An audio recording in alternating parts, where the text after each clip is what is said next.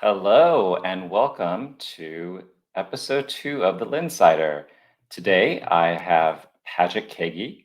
Paget is a writer, creator, and actress who has appeared in TV shows like Shameless, Criminal Minds, and Big Shot. Paget grew up in a Korean American household in Los Angeles and went to UC Berkeley, where she got her acting bug.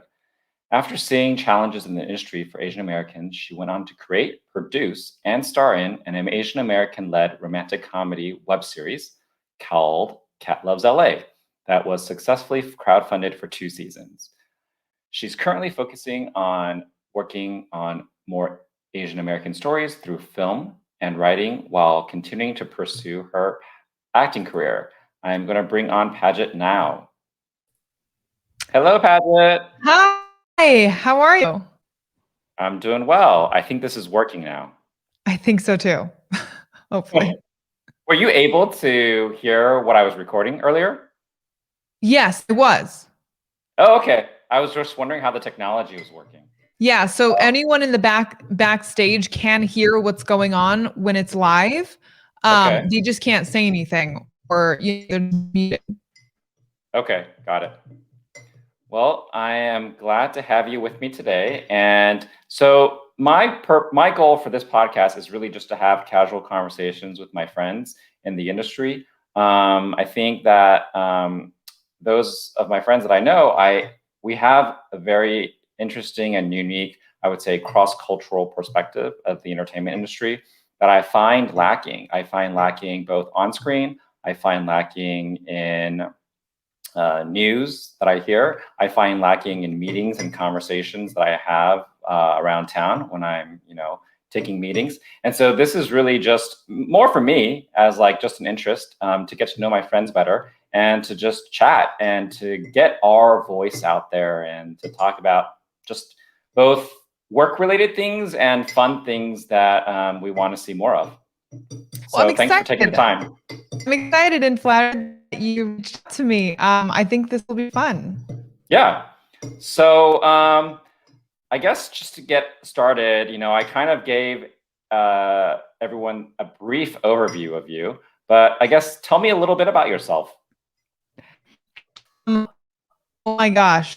It's probably like I need to come up with a better answer to because this is a common question that you get. Like, tell me about yourself, and I'm always like, I have no idea. I'm a person. No, I mean, I think the intro or you summed it up like I grew up in a Korean American family in Los Angeles. I went to a predominantly white high school, a very small high school, Malibu High, and I graduated, went to UC Berkeley, which was a total shift when you're talking about being like a different kind of environment, right? Like a demographic. Like all of a sudden it went from like, I'm one of 2 Asian people in my year to being like surrounded by people who look like you. And that was a culture shock in a really great way. And also it was interesting because when I got there, it was like, okay, I feel more comfortable, just like inherently more comfortable in my skin because there are people who look like you.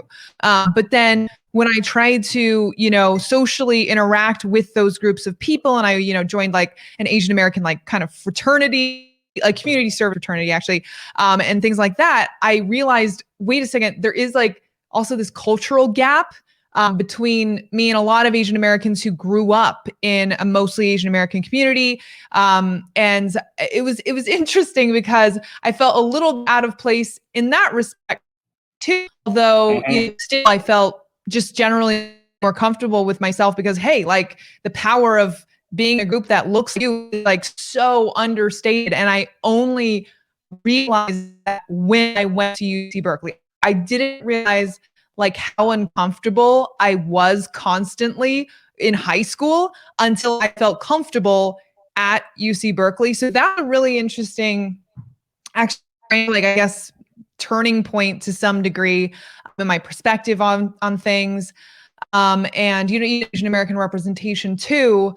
And I come from a family where I was always made very, very aware that Asian Americans weren't represented properly. You know, my dad, I've told you this, Jason, but my dad, he started like the first Asian American magazine, just trying to put out positive images of Asian Americans, like as opposed to just the images of them, you know, in Chinatown somewhere, like just, I don't know, like, you know, he was trying to, I guess in a weird way, and I never looked at it like this, but trying to like show that Asian Americans are American, right? We're not just some like alien that just got dropped off in America and like we just like, you know, are looked at in a certain way. You know, 16 Candles is a horrible example of media representation, and that stuff really drove him crazy. So he started that. And so I was very, very aware of it, like hyper aware of it when I was younger, even though strangely I grew up in a white community, which don't quite understand why that happened.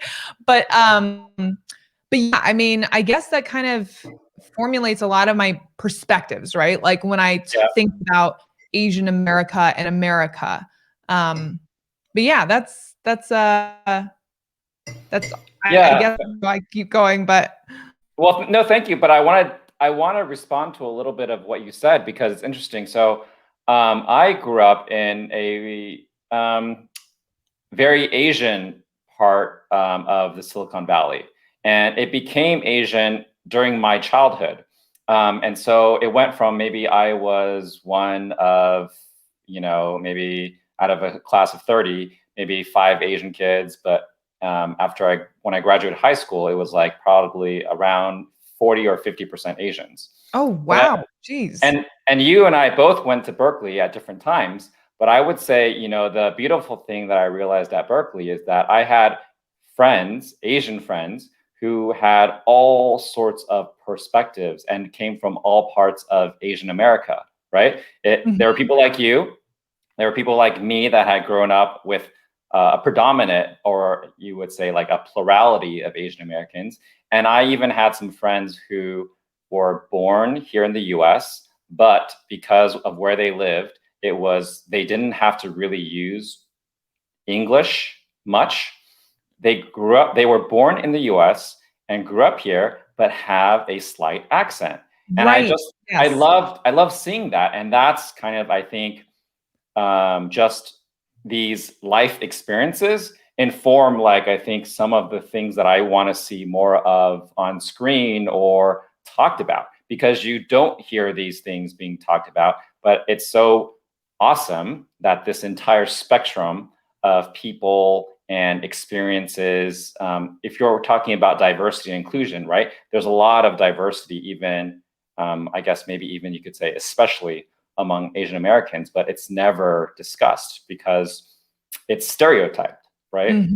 So it's this or that, like you were saying, like Chinatown. I think it's so interesting that you say that you found that you didn't realize how uncomfortable you were in high school until you went to college and saw that. But I would say that is like a great realization to have, but also maybe all of us kind of go through that a little bit, because college, especially Berkeley, is just, it's such a shock, I think. Yeah, I mean, it definitely doesn't represent like the normal demographic of America, right? Yeah.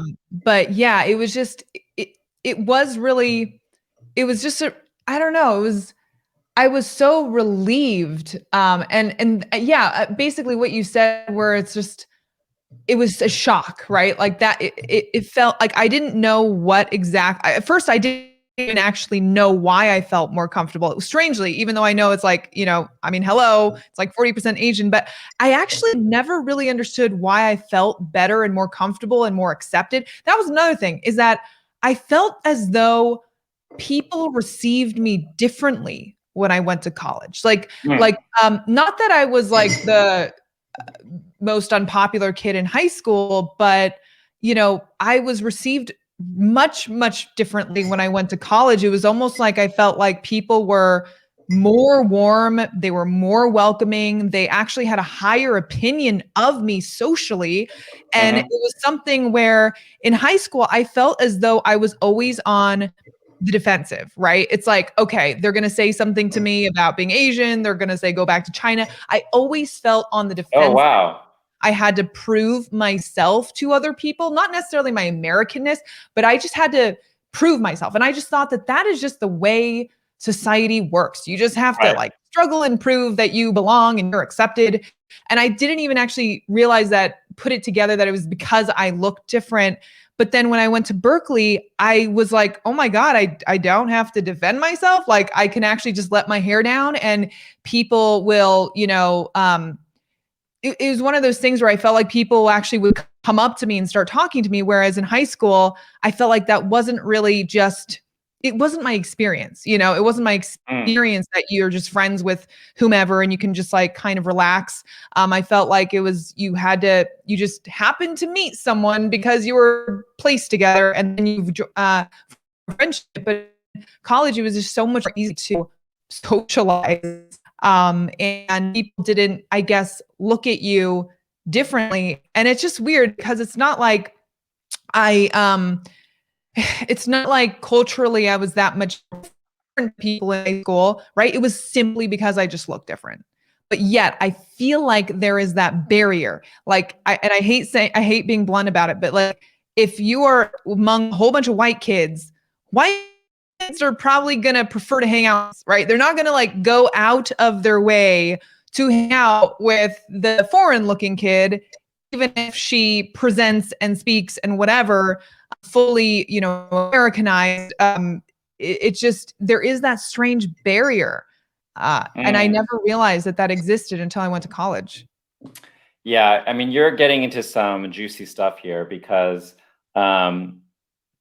I almost feel like, well, a few reactions of what you just said. Like, I almost feel like there's a very interesting version of Cat Loves LA where it's her high school years. Yes. Like kind of what you mentioned, but it would be really interesting, right? And that version, it wouldn't be like dating, but it's like coming of age, and that's real. And a lot of the things that you mentioned, I think you can tackle a lot of like interesting issues there. But it goes to another point where, in terms of like growing up, I think growing up, you don't realize, but there's all these like kind of I would say like microaggressions when you're Asian, right? Yeah. But it's funny how even to this day, like I still experience it. I don't think I realized it as much, or I thought it was like a regular part of like growing up when I was a kid. But I think what I see today is that it's very interesting. Like I think I've told you this story private, like just when we talk casually, but I still get people telling me that my English is excellent, right? Like all the time, which is like a very interesting thing. And it's, Who's saying this to you? Who's saying this to you? Are these like old white men? Like who's saying this to you? Yeah, they're usually definitely white. And it's not necessarily old, usually generally older. Like it's not people like our age, right? And it's not people younger.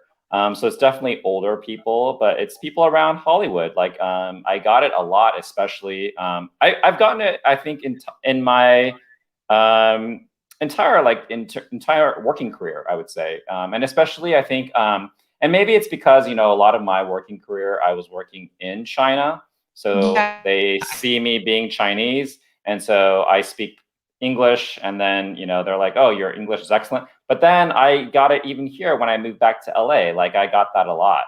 And maybe it's because I was working at Alibaba, at the time, which is a Chinese company. But I think I would say no matter what, it's kind of odd that people feel that they have to express that, because it's like when you tell me these stories of your childhood experience and growing up, and then I compare it to like what I saw in Berkeley, like my reaction is just like, well, awesome, right? Like you just have people that come from different experiences, and isn't that so cool?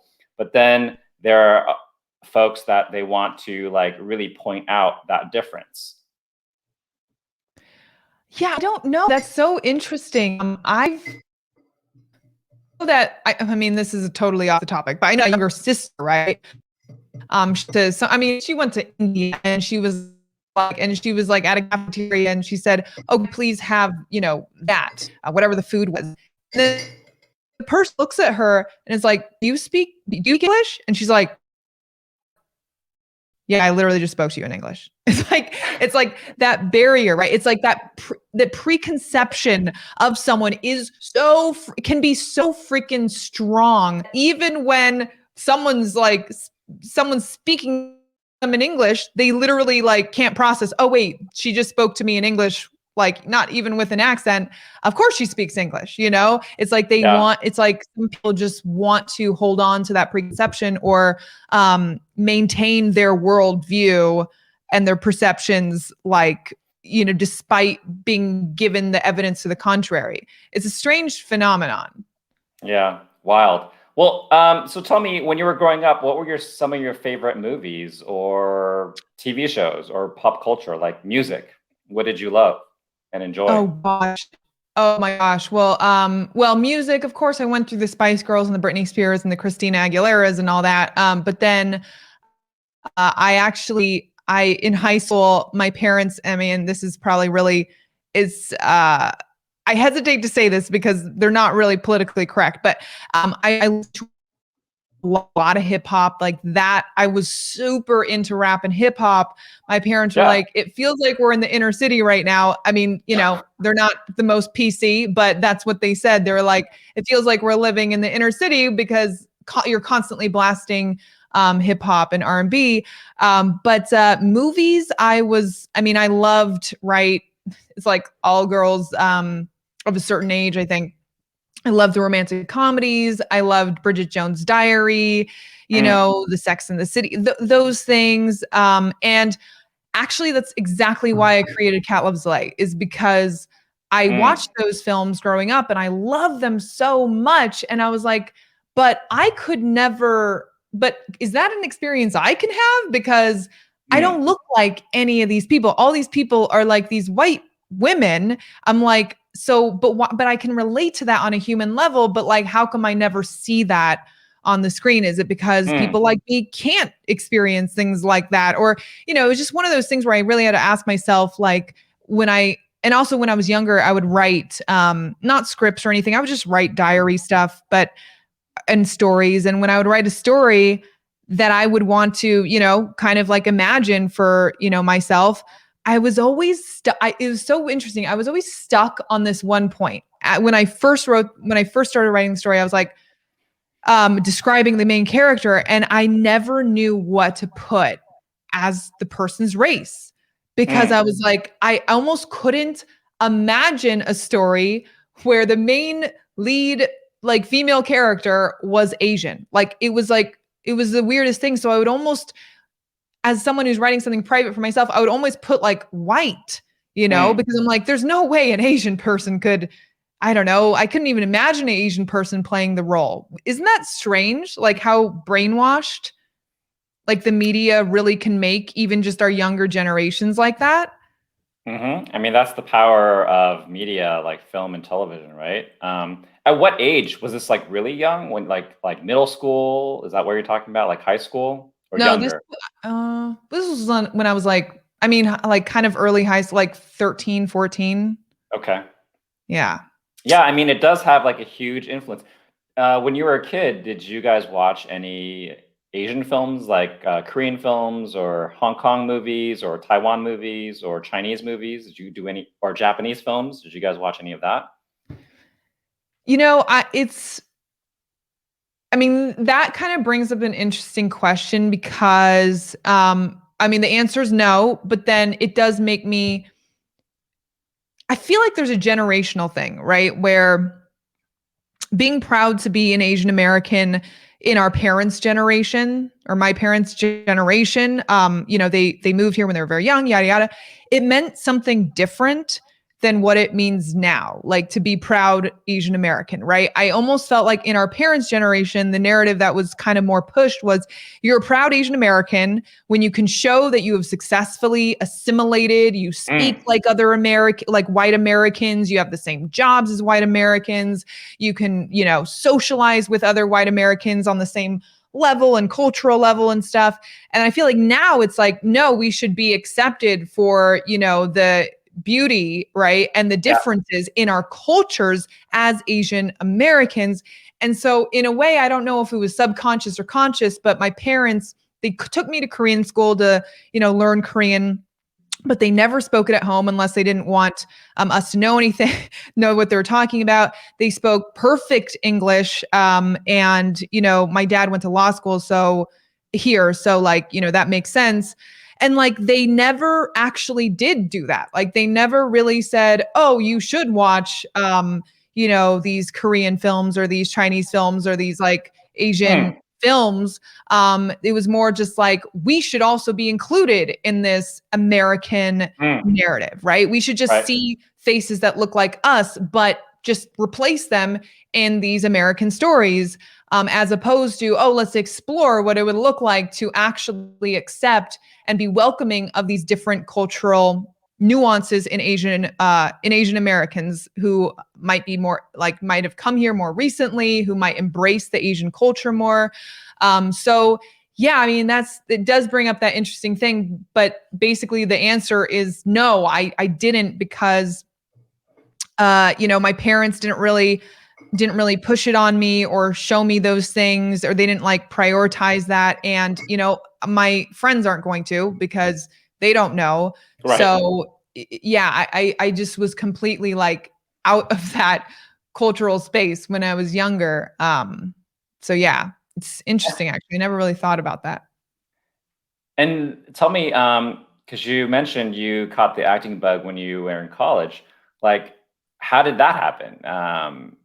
Because Berkeley, from what I remember, like my experience was very from the business schools standpoint. Right. So yeah. So it was a very particular part of it. And I didn't even feel that there was much of like a drama program or performing arts. The only things that I saw on a regular basis when I was there was, like the a cappella group, Yes, that I got rejected from. So that's a sore spot. No, but then I joined the jazz singing group, so that was okay. No, I'm just but actually there was and of course you probably didn't know this if you were, more in the business, but there was an Asian American theater group there. Yeah, I didn't know that. But I've heard about it. Theater Rice or something? Yes, it was called Theater Rice. Yeah. And actually we have a mutual contact who like went to Theater Rice, but we can talk about that later. But it was Theater Rice, and actually I have to credit them so much because they it was actually pretty groundbreaking in a way, right? They created an Asian American theater group that was actually well respected and well known among Asian Americans on the campus, undergrads on the campus. And we did films, we did comedy sketches, and it was yeah, I mean, I owe a lot actually to that experience, because it made me realize it was the first time, I was cast as a lead in like in a short film.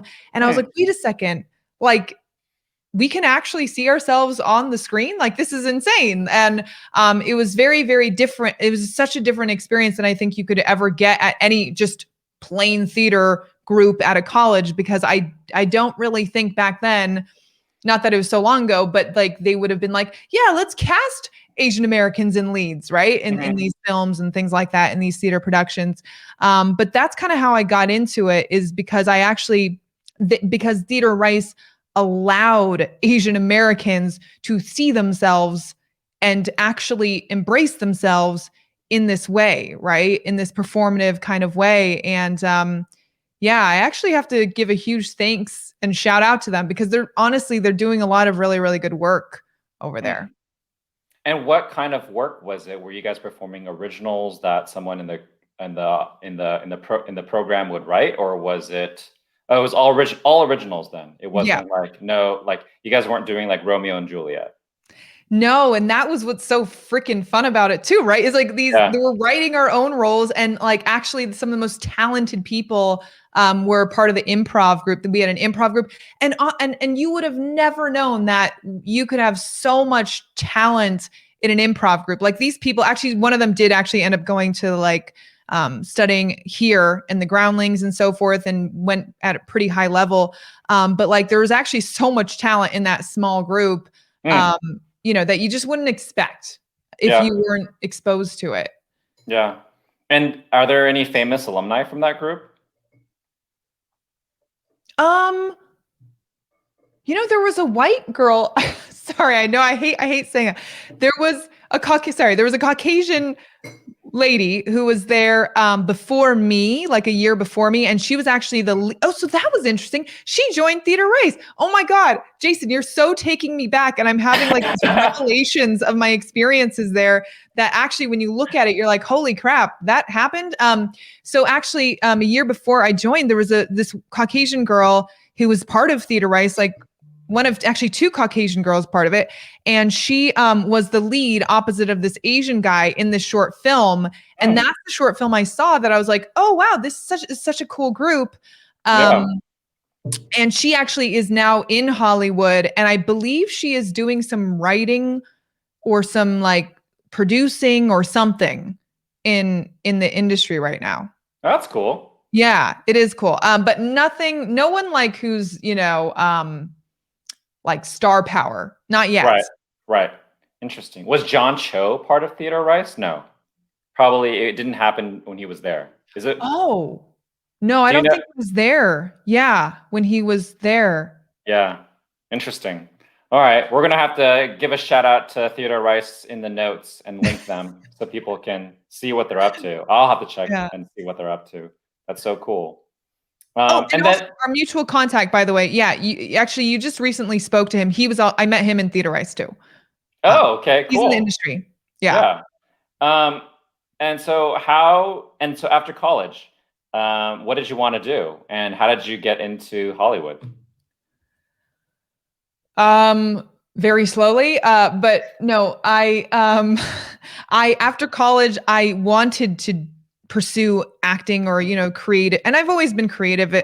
Oh, that's cool. So you always knew that, like you didn't do some other career and then one day realized you hated it. I didn't always know that. But I was always creative. Like when I was younger, I thought I wanted to be a painter and an artist. And then someone told me, like some wise person was like, hey, do you want to be out in the streets? And I was like, probably not, as an 8-year-old. And he's like, was that your mom? Did your mom say that? What? Was it your mom? No, it was actually a family friend or a business friend. Like it was someone who worked with my parents, like, in the magazine business. And he was like, hey, what do you want to be when you grow up? And I was like, this 8-year-old kid, I'm like, I want to be an artist. And he was like, what, you want to live on the streets? And I'm like, no. And he's like, then you should probably change like your dreams. And so that kind of that quashed that. And then I played violin.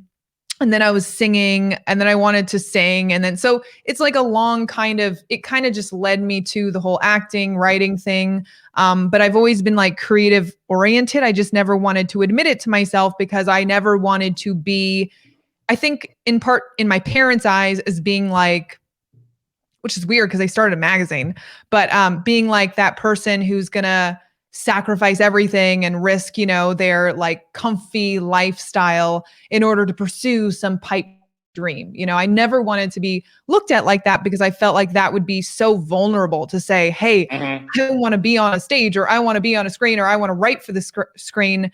And yes, I can do it being who I am as, and having a UC Berkeley degree and so forth. It was a scary thing to admit to myself, but I've always wanted to be, doing things creatively. And then it wasn't until a couple years, of just taking classes after I graduated and telling my parents, hey, it's just a hobby, to make them feel better about it, that I finally admitted to myself and also to them, this is something that I want to be serious about, whether or not it happens, whether or not I make it and everything. It's something that if I do not pursue and I do not, explore, I will regret for the rest of my life.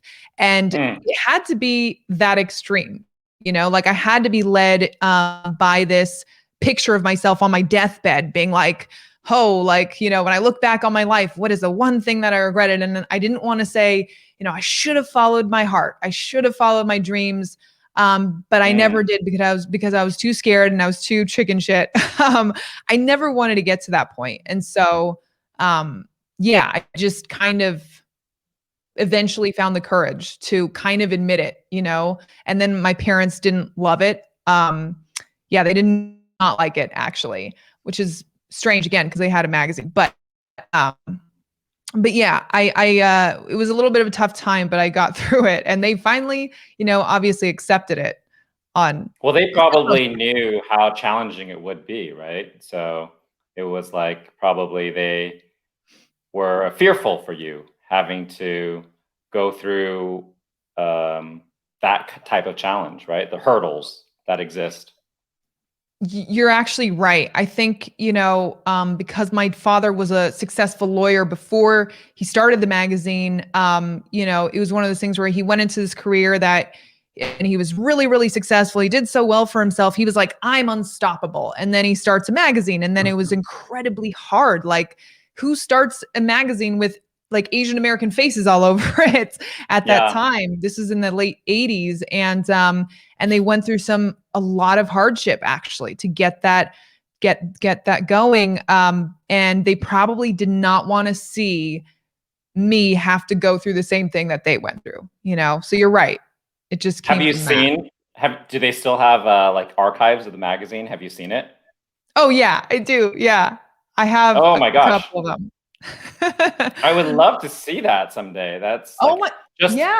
seeing like you should do like take those old issues and make like a poster or something out of it, Oh yeah. They have. I think actually you would be interested in looking at some of the images, because the images for back then were so groundbreaking. Like in Crazy Rich Asians, like how people clapped and stuff when they like zoomed down on like, I forgot the actor's name, his abs or something. Yeah. And they're like, finally, we're like Asian men can be objectified on screen. Right.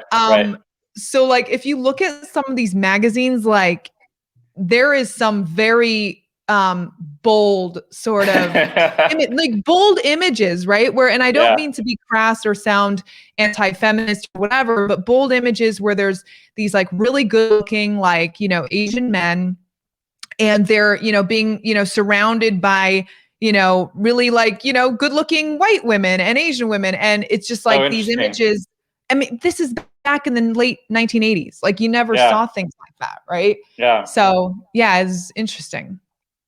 Do you know how? I would love to see it. Do you know how far, in terms of distribution, like was it a local thing, statewide, or did it go like around the nation? It was, I believe it was like Los Angeles, because back then also we're Asian Americans. So it's like LA was the biggest. And then also I think probably New York. I don't fully remember, but I remember, going into the grocery store here, and then seeing it.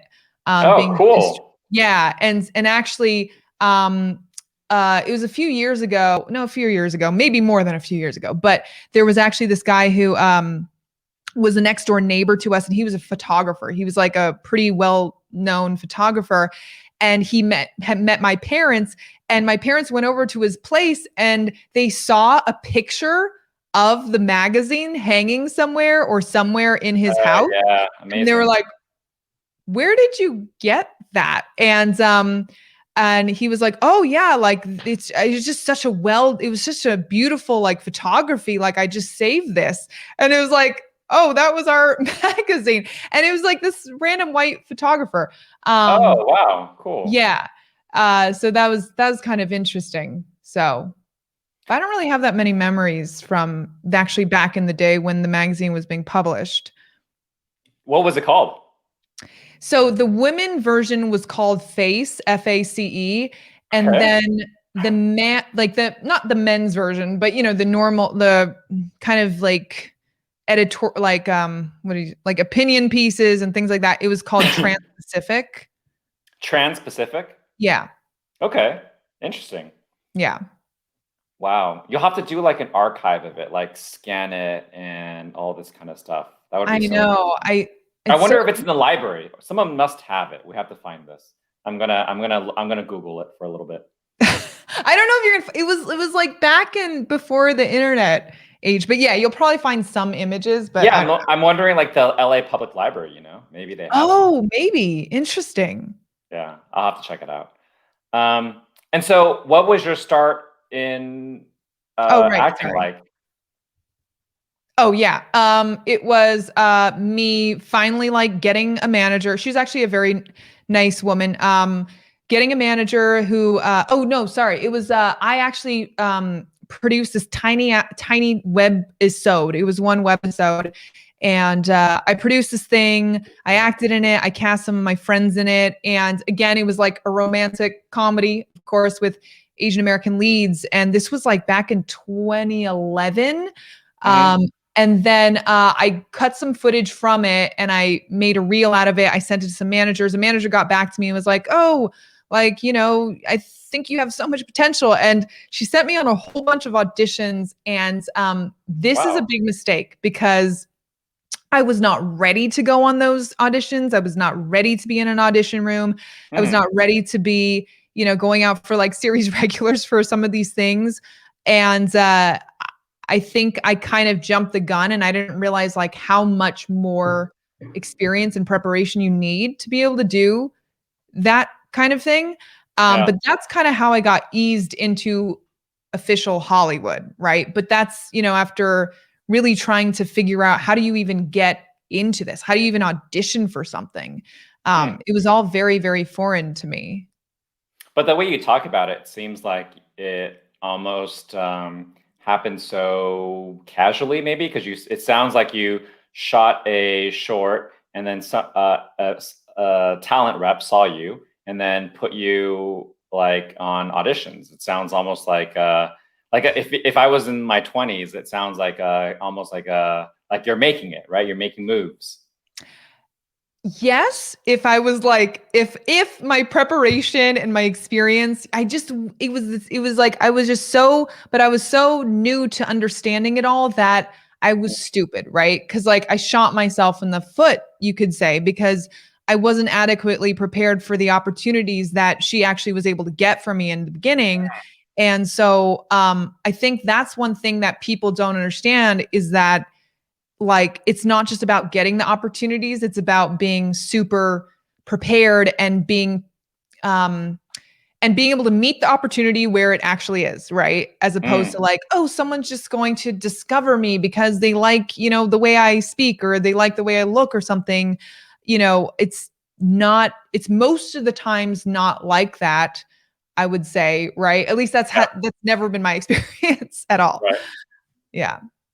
I mean, yeah. And do you feel um, what were the major learnings that you had from that time? Because it sounded like you had to face a lot of rejection or a lot of challenges. Yeah.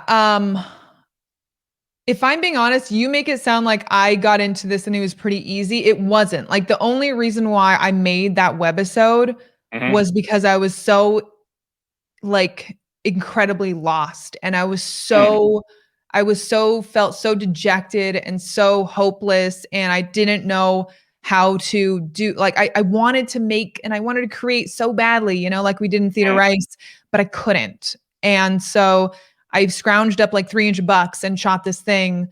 Um, and so it actually came out of like feeling like really, really lost and really bad about myself that I even created that thing. mm, Um, and so it was not easy whatsoever. I remember going on auditions for like USC films, like, like student shorts and stuff. And I was like, where I can't even, and now looking back, I know that it was the right thing to do, but I was like, I can't even believe like I spent so much time trying to get cast in and I'm not saying this in a bad way, but like a non-paying student short that's probably going to be really shitty, right, right? Like, but I would actually like stress out about that. And I was like right, spent so much time just trying to get those student shorts. And even when they were shot and I did it, like they didn't even get made. So I got nothing really other than a little bit of the experience from it. So it was actually right, very difficult. right. Yeah, it was, but basically, like, it's not just about getting the opportunities. It's really about, I think, the big misconception that people have about this industry is that the opportunities make all the difference, right? But if you're not prepared, then like it doesn't matter what opportunity Mm. comes your way. Well, so what I take out of it actually from hearing what you said is actually I take away that when you had difficult times or faced certain challenges, you were very entrepreneurial. And that was kind of your way to create action and to create, like you're saying, you're a creator. And I find that that is something that is very important. Very few people do it. And I think you have to do it, right? Because of so many reasons, right? So not only is it probably good for you psychologically to, if you're depressed, just to do something to distract yourself. But then you can, like you were saying, maybe you didn't get some opportunities because you weren't prepared. And this is a way through creating is that you prepare yourself and you get experience. Yes. And then also you're reaching out and you're using that creativity muscle and you're doing something. I mean, what you're saying, like there's a very much of a similarity of why I want to just do this podcast, right? I have no grand hopes of, becoming Joe Rogan, but I'm like, if I can just do something productive with my time and have interesting discussions with folks about just life or whatever, it's also a form of creation, and we can all, see what we can do about it, right? But yeah, because this industry is so difficult, I think that's one of the things that people really don't understand, even very smart people. Yes. When I was in business school, for example, I decided that I wanted to learn finance and very seriously. And so I went to Wharton, which is a very serious finance school. Like most of the kids that get into Wharton, they are from a finance background.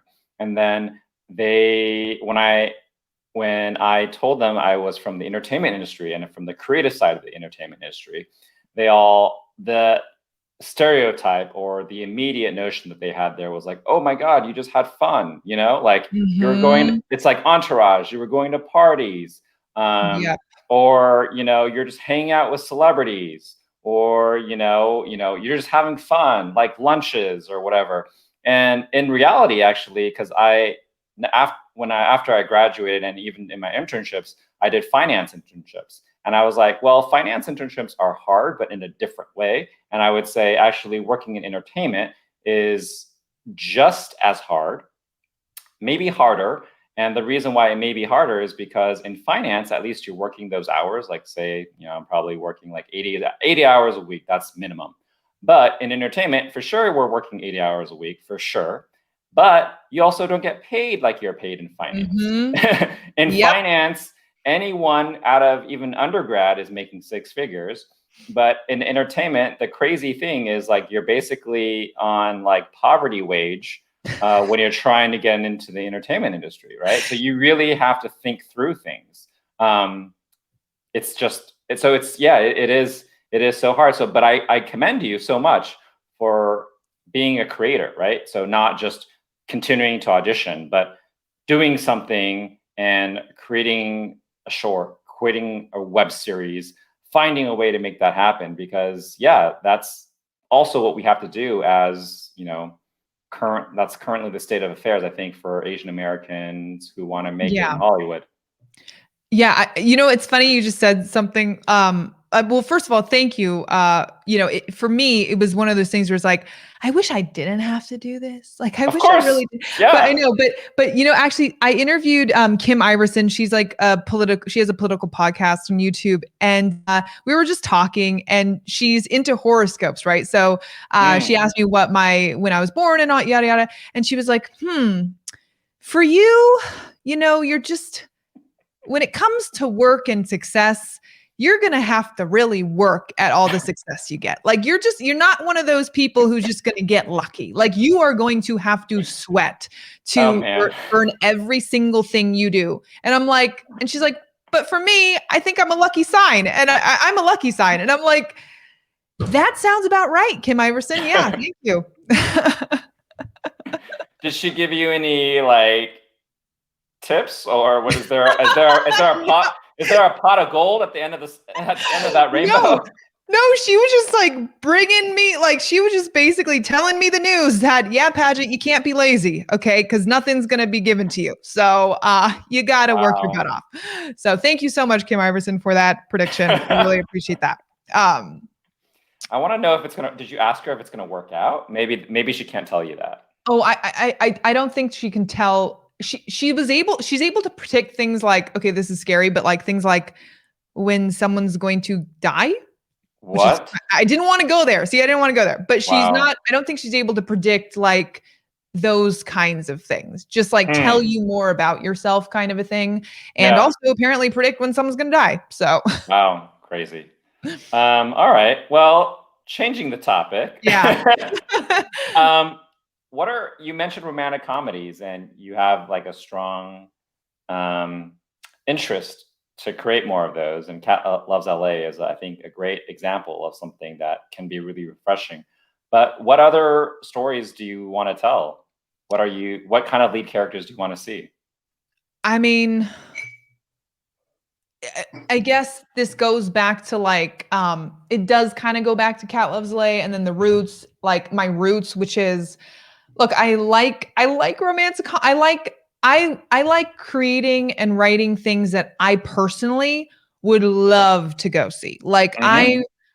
and you know, my interest is like, you know, romantic comedies. My interest are, you know, those films that like touch you deeply or that are like family oriented or you know, films that make you feel good, right? And make you reflect. And I would just love to see more of those films but told from a different perspective. Something, you know, like and that goes back to like why I did Cat Loves Lays. I just wanted it to be relatable, simple romantic comedy. But then people are like, oh, and these people are Asian. And it's not like Hmm. they could have cast anyone in those roles because it is specifically Asian American. But, you know, it wasn't the point of the film. It's not the point of the show, the series, whatever. It's just like, oh, I'm taken on this ride into this person's life and I relate to them and I enjoy it. And, you know, I come out of it feeling good. You know, but oh, that's interesting. Yeah. And I actually like kind of learned a little bit about like, you know, Asian America, or I was Hmm. able to see someone else's face represented in these stories. And maybe everyone is kind of, you know, deep down, kind of the same. We all share the same humanity. Yeah. Those are the kinds of stories that I can want to continue seeing. Are those like the stories that we're all familiar with, but we just have not seen told in that way before, the specific environment or what have you. Yeah. Well, I mean, I think you can already carve out a great niche just focusing on romantic comedies because clearly audiences love them historically. And I think coming out of the pandemic, I think people are going to want to see something a little bit more fun. Well, hopefully, I mean, maybe, hopefully I can rise to the challenge, but yeah. I mean, I think that it's such a simple thing that you said. And I think that's why, like the things that you write and have made, like I enjoy them because it is also my belief that you don't have to reinvent the wheel of movie making or television, and you don't always have to explore some trauma or some dark subject matter. I think a lot of like growing up, my favorite films were, you know, Indiana Jones, Back to the Future, Mhm. Dead Poet Society. And so I Oh, was like, yes. Yeah.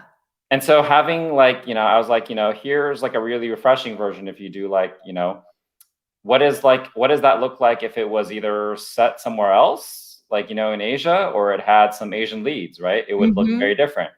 I recently rewatched the Michelle Yeoh was in a Bond movie, and she wasn't the Bond girl. They called her the Bond girl, but she was almost like this the partner to Pierre Brosnan. I think the movie was Tomorrow Never Dies, and she played this kick-ass Chinese spy that teamed up with Pierce Brosnan to solve, whatever the villain was in that movie. But it was so refreshing to see that because they actually did it in a pretty decent way. Mm. Back, I She mean, that wasn't like was the dragon lady or something. no, she was this awesome, kick-ass, secret agent, and she was really cool. And so, it's so rare to get a representation like that. But I think Mhm. that was like a very memorable movie, and I think that movie did quite well. Out of the three movies that Pierce Brosnan did for James Bond. And so that's just an example, it's something like that, but it's, more authentic. You're showing like a different layer, right? And it's it brings, it's also good for the story. So, when people I don't see enough of it. So clearly people don't get it yet. So I think that's where we have opportunities, because we just have to keep, pushing forward and, showing that people that this can be done. It's so simple though. That's why it kind of is kind of a little mind-boggling, because it's such a simple idea. It's not really like, in my view, it's not really even anything like novel, but it's like such low-hanging fruit that in Hollywood they still don't get, right? No, it really is. Well, in that example that you just brought up, it wasn't like, so, and I don't know if you share the same view, is like, the person had to be from China, right? Like she had to be Chinese really to play that role. And but she was like represented in this, I guess, I didn't see it, but this full bodied, like interesting way. Right. I think the thing that I want to see more of, to be a little bit more specific, is that I don't just want to see the interchangeable of like, okay, now you have like, an Asian person thrown into that supporting role or, whatever. Right. I want to see that it was written specifically for like an Asian American, right? I want to see those little cultural things, like references here and there. I want to see the specificity of it, but without it being the point of the film, without it being like, and this is an Asian film and you need to respect like every single like piece of culture in this film, because like that is the point. We're trying to educate you people. No, like I don't want it to be hit over. I don't want to be hit over the head with it, but I do want it to be specific enough that we are actually learning and being brought into, some nuances of culture of like Asian America, for instance. Yeah. 100%. And, thinking back to that role, it is quite groundbreaking, because she didn't even put on, she was from China, but she didn't have to put on some Chinese accent. Like Michelle Yeoh just spoke like Michelle Yeoh. Like in real life, she's from Malaysia, I think because of some British, kind of colonial kind of history there. She has a slight British accent to her English, but her English is perfect, right? There is, if any accent, it's a more of a British accent. So it's just really cool that that's how she played it. She didn't have to speak in Chinese dialogue and all this kind of stuff. You don't have to justify your Asianness. Like, I hate it when they always make you justify your Asianness, like in some really like cheesy or phony way, right? Like you have to have a certain kind of accent. You have to have certain kinds of like inclinations or tics, and like very superficially done, not authentically done. Yeah. And I mean, so tell me about how you got into writing. I kind of know how, but I guess walk me through, like, because I think it's such a hard thing in my view. You said you were writing since you were a child, but how did you start becoming a screenwriter? Oh, I mean, again, it was out of, it's interesting. In this interview, I've realized that a lot of things that I have done have come out of pure rejection, hardship, dejection, feeling of total like, like lost and or alienation, I guess, to some degree. But I just like to write. Ever since I was young, I love to just write little vignettes. Like I have a Tumblr that no one knows about, where I would just like to write little vignettes about how I felt about a moment. And I'm obsessed with this idea of having like a videographer just follow people around and like, capture moments from their lives. And like, and I love to relive memories and things like that, and like certain moments in my life. And so I was like, what other way can I do that but just write about them? And so I would always do that when I was younger, but I never ever thought, oh, I want to write a screenplay. Like it was never writing was never for that purpose, really. It was more to just a self-expression. And I got into screenwriting out of really sheer necessity to some degree, because again, going back to, the feelings of like alienated or just like lost. when I did Cat Loves LA, right? So I did Cat Loves LA out of a period of total depression. I wrote Cat Loves LA out of a period of total depression, of feeling like I really want to create, I really want to make something, but I'm not given the opportunity, or I'm not getting the opportunity to do that. So I had this idea percolating in my head of this romantic comedy between, this struggling actress, right? Because you write from what you know. And I was like, I mean, this is my first stab at writing. Of course, I'm just going to write from what I know. And I was just like, oh, but then, and it came, actually, a lot of the dynamics from the first season actually came out of real interactions I've had, like not completely, but like little snippets of conversations I've had with like random people, I would encounter. And I just I sat down and I was like, I'm just going to write this thing. I'm just going to like vomit on a page kind of a process. And I spent 2 days just like writing all day. Like I just sat on my butt and I just started writing whatever came to my head. And then that was the first season of Cat Loves LA. And then I thought to myself, oh, well, that was fun, but I'm never going to be able to shoot this thing. And I met someone in my acting class, the guy who played the other lead. And I was like, you know what, actually, this guy kind of reminds me of the person that I wrote, the lead actor I kind of wrote. And so I was like, hey, like, do you want to like maybe read this thing and see if you kind of like it? And he read it and he was like, I love this. Like, we need to get this made. And then that just led to us crowdfunding for it. And basically just like, a first of a lot. First thing I really wrote, and I had to produce it because I didn't know any producers who would want to produce something like this. And we just kind of had to figure the whole thing out. And that was how I got into writing. I'm going to be on. And then I did so that. That was the first like substantive thing besides your shorts and vignettes. That was the first substantive thing you wrote? Oh yeah. Like I had never written anything beyond 10 pages or something. The other one that was 10 pages was that webisode I did a long time ago before that. And it was only one tiny webisode. And then Cat Loves LA was really the first stab at let's try and have this, let's try and continue it beyond just one episode. And then I did that, and it received a lot of good reception from, obviously Asian American community, because Crazy Rich Asians hadn't come out by then. And so people were saying, this is groundbreaking. Thank you so much for making this so I can show my kids, we need more representation like this. And then out of that, people were like, hey, someone came up to me and were like, you have to do a season 2. You have to, I'll donate a whole bunch of money and I'll get you money. You just have to do it. And I was like, well, I don't know. It was just so much work. It was so hard. But then that led to a season 2. And then through publishing both of those things in a very small Asian American community, people came up to me and people found me and they were like, hey, I really liked what you did.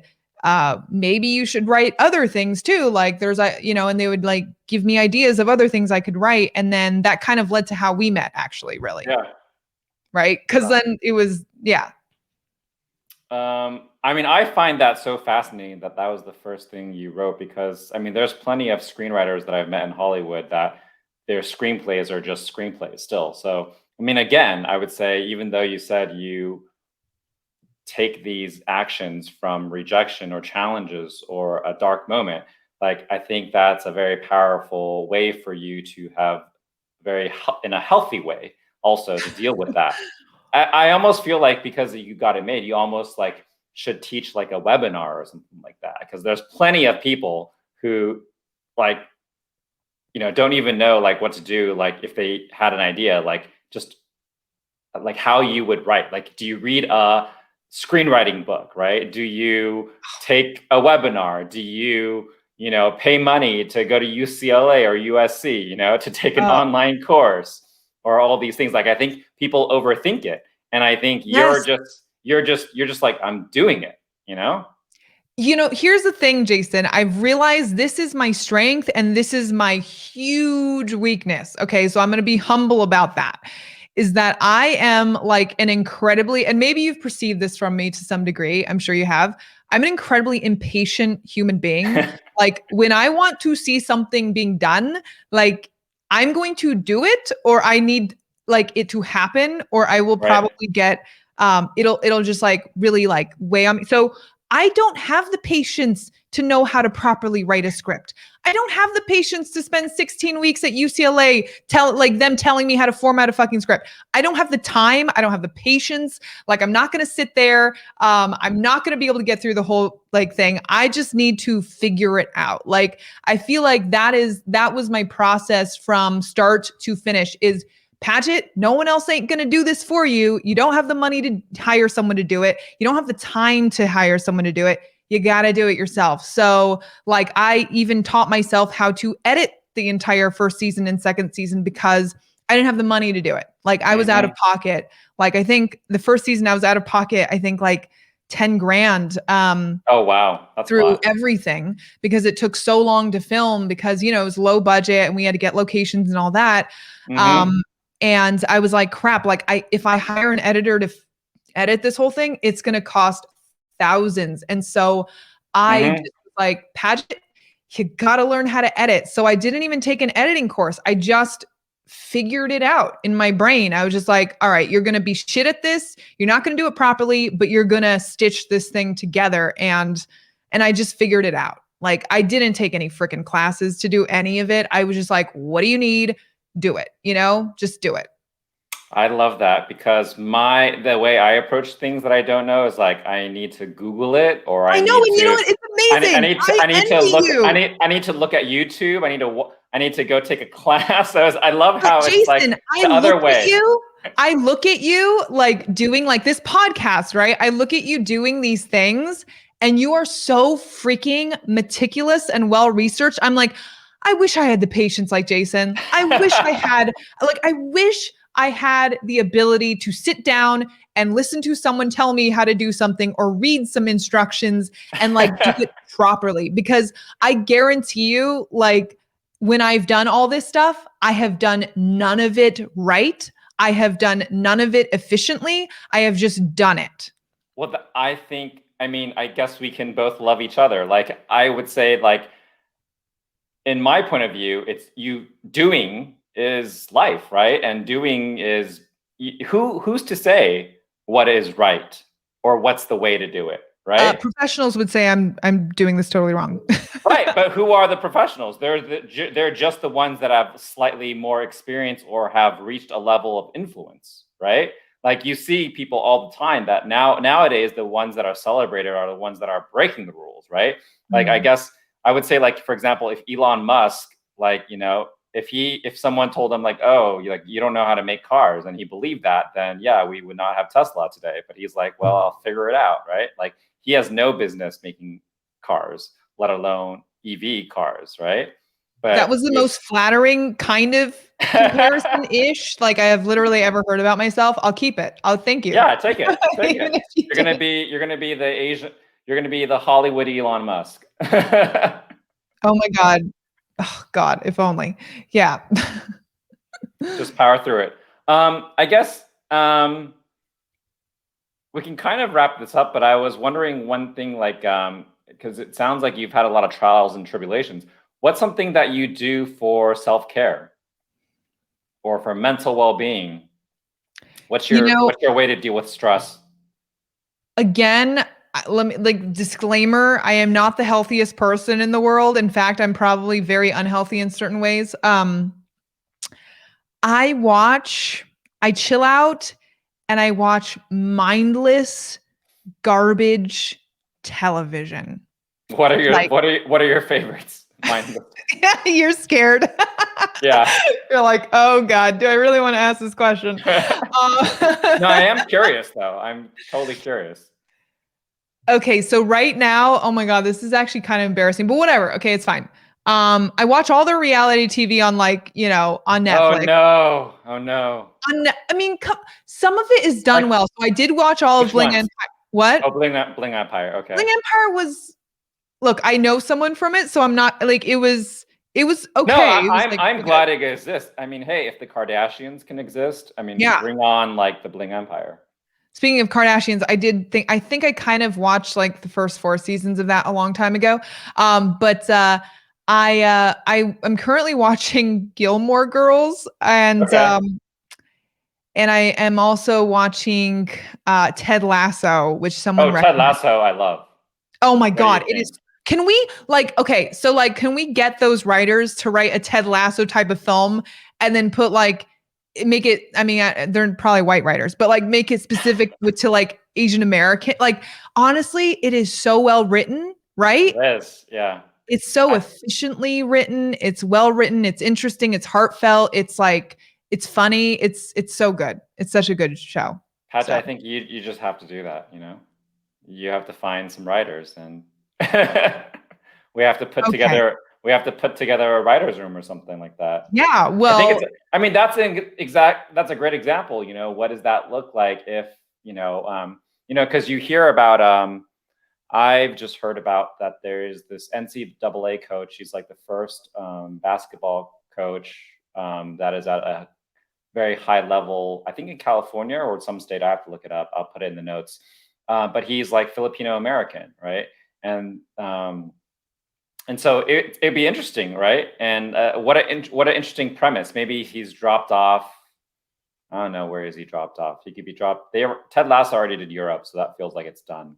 Maybe no, it's but like like Jason, like it's like, but it should be premised around potentially. I don't know if this is going too far, but like, right? So like if like the Asian part of him is being misconceived by someone and that's right, why they're hiring him, but he right, completely breaks all of those stereotypes and does not live up to the expectations. right. Like they bring him into to teach badminton or something. Yeah, right, yeah. Right, but that's interesting too, is like playing on the stereotypes but also breaking them at the same, like exposing them and breaking them at the same time. That would actually be, if it's really well done like the way Ted Lasso is, that would be a great show. Oh, maybe there's an interesting way about it. You know, one story that I really love recently. So there's this volleyball coach from China. Her name is Long Ping. Um, I guess the Chinese pronunciation is Long Ping. And they just made a movie about her. So they made a movie about her and made a lot of money in China. And then they also made a documentary about her. And her life is fascinating because she was on the Chinese volleyball team that was the first one to win the gold medal for China. So it was a huge breakthrough. And then what happened was she kind of got fed up of the sports system in China. And she came and she got an opportunity to be the coach of the US women's volleyball team. And so she accepted that job, which was a little bit controversial at the Wow. time on both Yeah. sides. And Yeah. then what happened was she then took the US volleyball team to like the Olympics. And I think they got silver. I don't think they got gold, but it was Yeah, it's silver. still. And it was an amazing achievement because she was the first one to like come from China and then also reach that height for another country as a coach. And then to cap off the story, what happened was she then returned to China after she helped the US win silver, and she helped China win another gold medal, but this time as the coach. Do you know And, what's a do you know what's and so great do about something about that, like that, but in well, a what's Ted great Lasso about way. this, Jason, is that like you are so like this is one of the things that I hope you do more in your podcast, but like you know about all of these like what some people would think are obscure stories, right? Like general America would think are obscure stories that people, just don't hear about. And you know about all of these stories that are really fascinating and like none of them have been told. None of That's them the have been problem. touched. And Yeah. honestly, if these people were like Caucasian, like everyone would be like out trying to make like biopics about all of these different kind of interesting people, right? But Yep. no one has done it. Look how many movies. Have you heard of all the movies that are going to happen around the guys who did Wall Street Bets? There's like 5 Wall Street Bet movies in the Are works you right now. joking? Oh. It's crazy. So yeah, totally. I Do you mean, this see is how quickly people jump on this shit when it's a whole bunch of white people? yeah, I mean that's why I feel that even though, one of the phrases that I like to say recently is that I know I'm not valued in Hollywood, but I know I have value. Right. And I know that's why, even though, yeah, it's a tough place for us now, but I know that there are so many opportunities because there's these amazing stories. And even if someone else, no, even if no one else besides the two of us think the stories are amazing, that's fine. But I know they are. So Mm-hmm. it's about finding the way to get them made, right? So I think like maybe this volleyball way in the Ted Lasso kind of approach may be kind of interesting. Yeah. I mean, but you're so, And it's a you're female, and it would be like a female version, right? And so it'd be like right.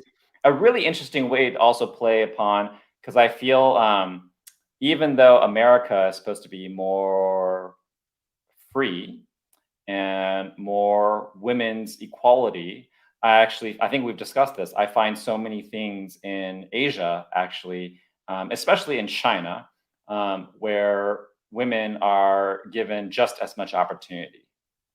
Yeah, that is like a whole other thing, Oh yeah, right? that's A definitely it. whole other thing. I mean, So it'd we be could talk. really, really interesting to explore in a TV series in a comedic way, because you don't want Yeah. to. It would be so sad to like talk about it in a serious way. Yeah. Yeah. No, I mean, I agree. Like that. Oh man. That's something definitely to think about, to chew on. And also, when I come back on your podcast, like we can, discuss. I mean, there's just so much to discuss around gender, like, Mm. and everything in this, like, when it comes to like, I don't know how you, what's that thing where what do they, how do they, oh my God, I'm so not, woke. I forgot the term. But basically, like when it comes to Asian America, right? Like it's a very different kind of dynamic when you're thinking about like representation, because right now it's all about like women leads and it's all about all of that. But like when you think about Asian America, it's a little bit different. Like, right? Like I think there's a little bit of a different perspective Do you on mean what the is fact gender that equality in oh among? representation. Do you mean affirmative action, or do you mean like stuff No, like I mean like, when you talk about masculinity, femininity, all that stuff, uh in Asian American representation, right? It's it's like like flipped. A lot of it is it's flipped. it's flipped, Yeah. Hmm. right? It's like But I find you're one of the few people that are willing to say that. I feel like most people, most Asian Americans aren't willing to say that. are they just not, but see, that's why this topic is so juicy, because like for me it's so obvious. Yeah. But so then I have to, and then also a lot of Asian Americans also aren't talking about it. So I'm like, is it because you don't see it? Is it because you don't want to see it? Is it because you're also brainwashed? Is it because you're afraid to admit it? Is it because there's so many layers into this whole topic Yeah. of discussion. It's Hmm. it just, I mean, Totally. we have to tackle that in another episode, but Oh, we could do like a whole episode on it. We would have to I like know. do it in a comedic way, otherwise no one would want to listen to it. It'd be like so. It would be so sad.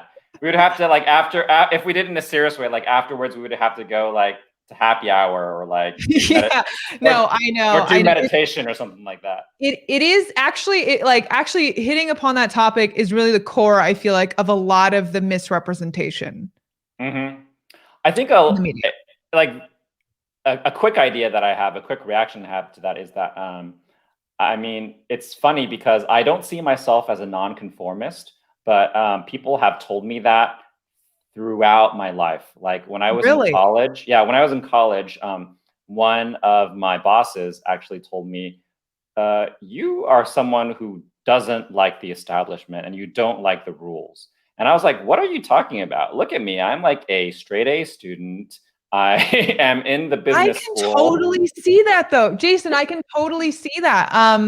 I know like you were gonna ask me like what our first impressions of each other were, but like I was gonna say that like, I felt like you are very sharp, you're very discriminating, not in a bad way, but like you're like, you're sharp. You're making judgments about things, right? You're Oh, like interesting. discerning.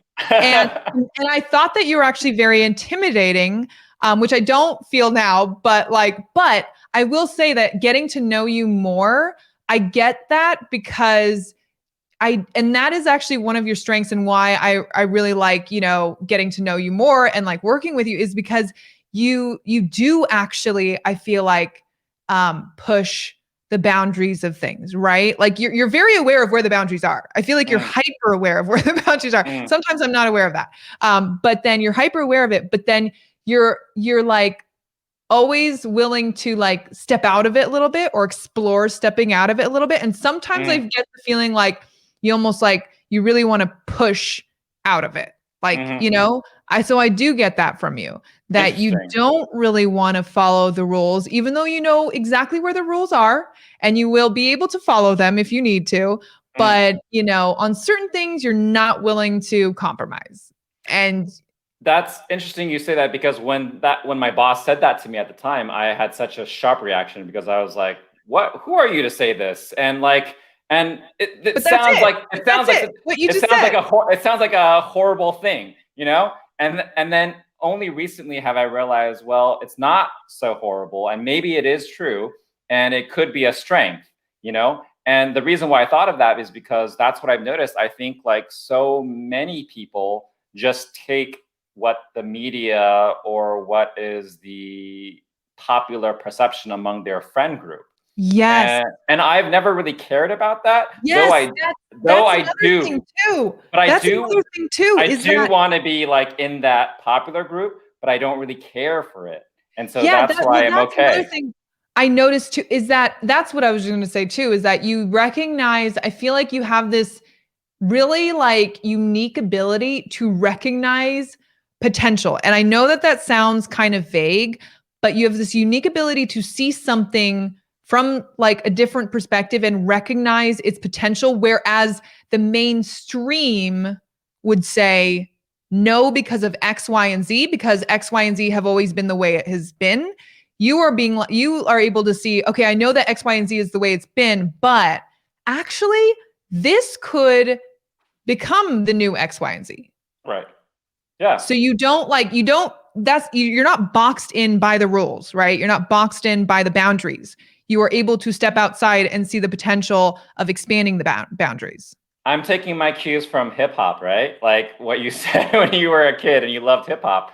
Like I loved hip hop too. And the funny thing is like, yeah, like hip hop, rock and roll, those were the type of music that I loved. And maybe it's that, like, that's why I gravitated towards that, because they're like, you know, so commercial. But they also want to break the boundaries a little bit, like mess things up a little bit. Right.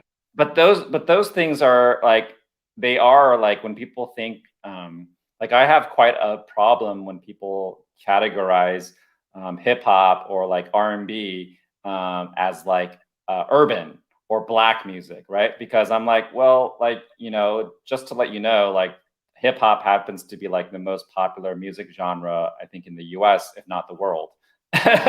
So if anything, that like black culture is culture. Right. That's interesting. Yeah. And so people like have this like weird way to think about it. And so like, yeah, sorry, it was a tangent, but I was reminded of it because I was like, you know, where do I see some of these ideas that are you know, that do sound a little bit off, but if you push at it, like it could be something. I think it was like probably like when I was a kid and, you know, listening and reading. So that's one thing I like to read. I like to listen to a lot of hip hop and rock and roll. But then when I was a kid, I have also loved to read about these people, like what they did, who they were, their interviews, like the things they said, how they thought. Like those are the people that I enjoyed reading, not like history people. Like I enjoyed reading about musicians and like reading their interviews. And that's actually my first like entry point into entertainment, was actually through music, because I loved music when I was a kid. You are in the right industry, I feel like, because you are so interested and curious. I think that's the thing. You're very curious about people's stories, right? About stories in general. Like you're so inquisitive, like you'll send all these interviews. And I'm like, how do you have the space and the like mental energy to like actually consume all of this about so many different kinds of people and all of this stuff? I'm like, I mean, right now I just want to like turn on Ted Lasso and like zonk out for the next few hours.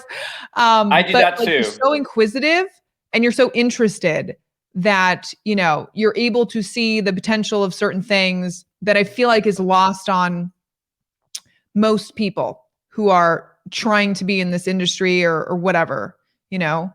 Yeah, we have to be tastemakers. I think that's Yeah. another Yeah. thing. That's a good way to put it. We have to be the tastemakers. We have to curate.